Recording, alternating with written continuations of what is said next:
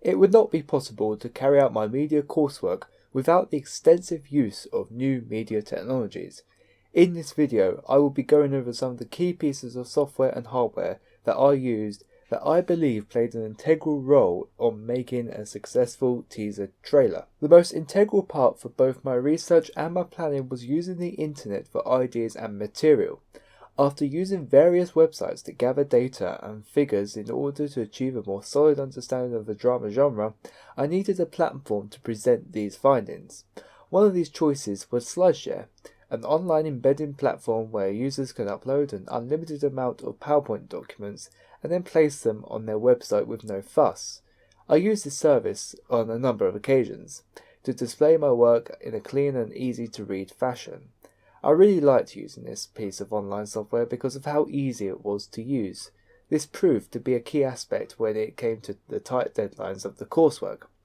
However, the software did not allow for much customization to the documents, meaning after a while some of the work of mine could blend in together and look a little bit plain. It's worth mentioning that I did use other platforms for sharing my work, such as Emaze and Prezi, but my blog predominantly consists of SlideShare, and therefore it could feature more diversity in terms of what new media technology I endorse, should I improve my blog further for the future. With all that being said though, it allowed me to clearly and concisely present my work. I should just participate in more customization options next time. In order for any successful media production to shine, they need to have the suitable hardware that complements their hard work. Whilst last year a compact camera was used, we felt the quality it offered wasn't quite up to our standards, so this time we went with a Nikon D3200, which is owned by Connor. This camera was used for all the footage you see in the finished teaser trailer. Its lens had the ability to do smooth manual focus shots, whilst at the same time provided a great depth of field. This enabled us to do more creative shots such as the focus pull while maintaining professional looking footage in order for it to look more authentic to a real drama teaser trailer. However, the camera didn't come without its downsides. For instance, the battery life was fairly poor. We faced several instances where it cut out early on us, and production had to come to a halt earlier than we anticipated. This, as one could perhaps imagine, wasted a vast amount of time and meant we faced going over our deadline. One of the shots we planned to do was a dolly zoom, but the rough ground meant the camera's optical image stabilization couldn't iron out all the bumps and create a clean and tidy shot.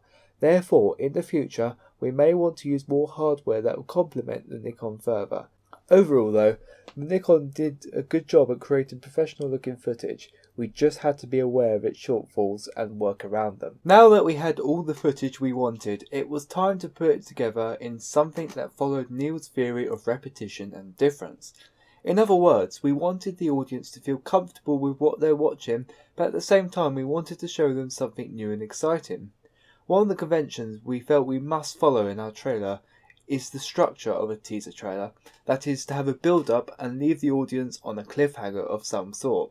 Without this, not only do we risk the situation of not building up enough excitement for the feature film, but the audience may not even recognise our production as a teaser trailer. In order to create the effect we wanted in terms of creating a climax and a cliffhanger with our teaser trailer to make it conventional, here I have Premiere Pro, which allows me to do that. Now, one of the ways we can create this sort of build-up sort of effect to the audience and allow them to experience the cliffhanger would be to cut at the right places. So here, if I press C on my keyboard, it comes up with the cutting tool. And though this isn't really a video that needs cutting, because this is actually the finished video, I'll turn my volume down. This is the finished video, so there is technically nothing to cut here, but just for example's sake, we could cut here and then say we want to take a huge chunk out. This is just, it's just a bit of talking. We cut here, press V, and then say we want to delete this bit and then put that in the middle. So what this does, if this was a plain video, obviously that's jumpy, it's a poor example, but if you have a plain video which needs cutting, it allows you to just keep the action bits and therefore create something that's more conventional as a teaser trailer.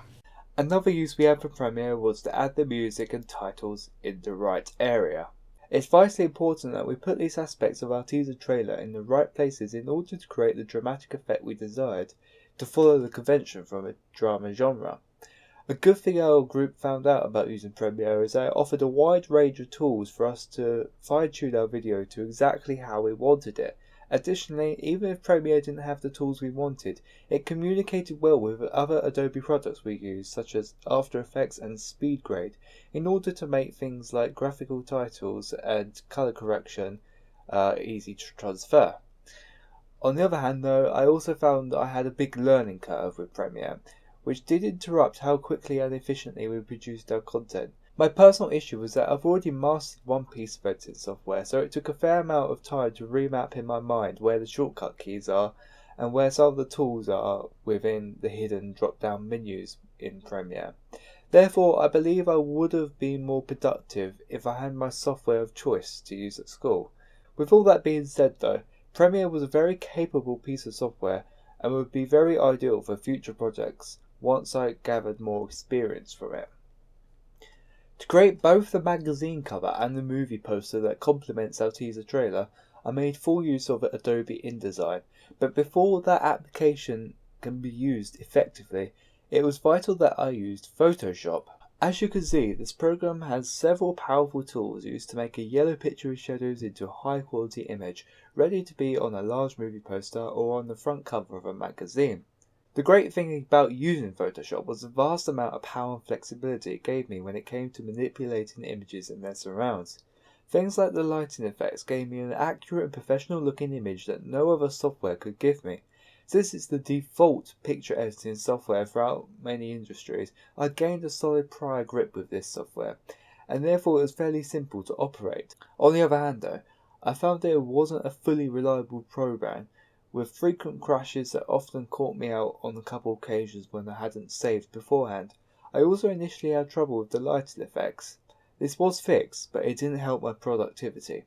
Overall though, I am very happy with how using Photoshop enhanced my images to a whole new level, and I believe there is no other software out there that would achieve what I desired.